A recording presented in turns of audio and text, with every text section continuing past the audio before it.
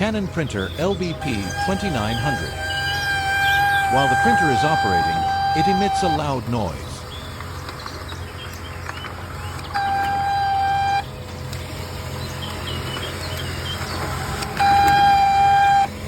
The cause is due to the heat-resistant plastic bushing of the pressure roller bushings, which need to be replaced with new ones.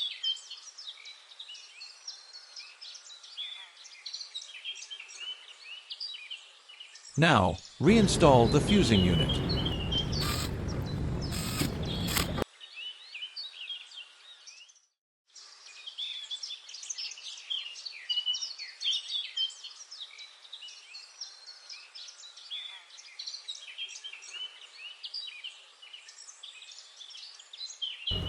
Let's try printing.